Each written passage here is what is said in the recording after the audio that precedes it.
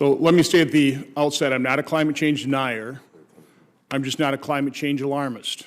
What I am is I'm a debt and deficit, U.S. federal government debt and deficit alarmist. And so I certainly align myself with Dr. Leeper.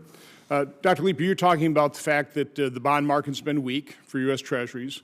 As the Federal Reserve has been going into, going into the bond market, floating debt, what is the cost of that debt? What is the interest rate they've been paying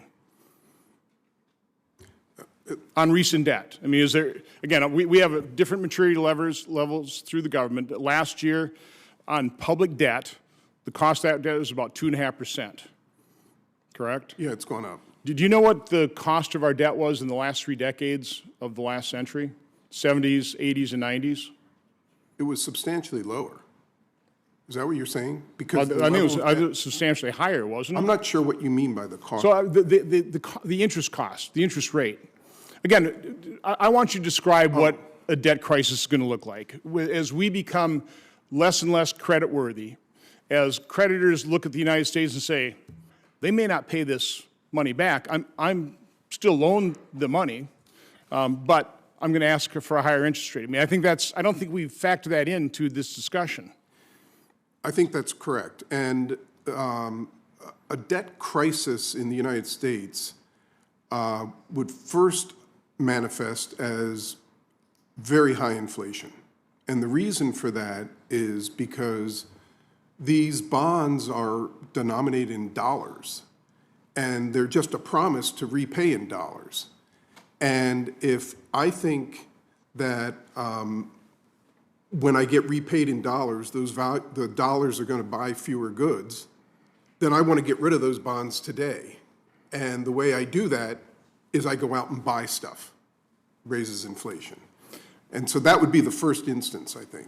So again, we don't focus enough on the numbers here. Again, here we're talking about climate, can do something about the bond market, which I think is not realistic. I agree with Dr. Kahn.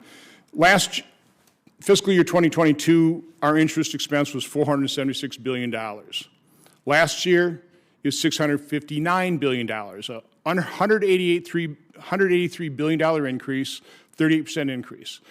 According to CBO, in 10 years, that expense will be $1.44 trillion. But again, that's an overall average interest rate of 3.1% compared to 2.5% for last year. I'm not so sure 3.1% is a realistic rate. I think that'll be way too low. So again, in 10 years, according to CBO, I think they're lowballing. This is Rosie's scenario.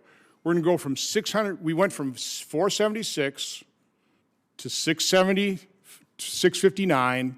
In 10 years, according to CBO, $1,440 billion, and that's a lowball estimate, assuming a 3.1% interest rate.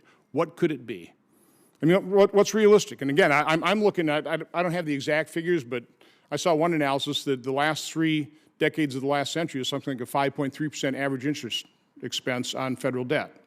Yeah, and I think that the interest rate will follow the inflation rate. So if we start to see, this is why I'm worried that you cannot rely on the Federal Reserve alone to get inflation under control. It's as much a fiscal phenomenon as it is a monetary phenomenon. So again, if we were to go back, let's say the interest rate rose to 5%. I mean, we'd be looking at an interest expense of well over $2 trillion.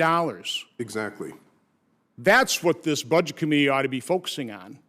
That's what we ought to be alarmed about, not about how something that, I've entered in the record, that there is no climate emergency. The 1,600 scientists led by 2 Nobel Prize-winning physicists declared there's no climate emergency. We are spending, and by the way, what will fuel that debt crisis is when we spend, according to Goldman Sachs, $1.2 trillion on these green energy boondoggles that were passed in the Inflation Reduction Act. That'll fuel that deficit. That'll increase interest rates. Isn't that a concern? I think it's a very serious concern. That's all I have. Thanks.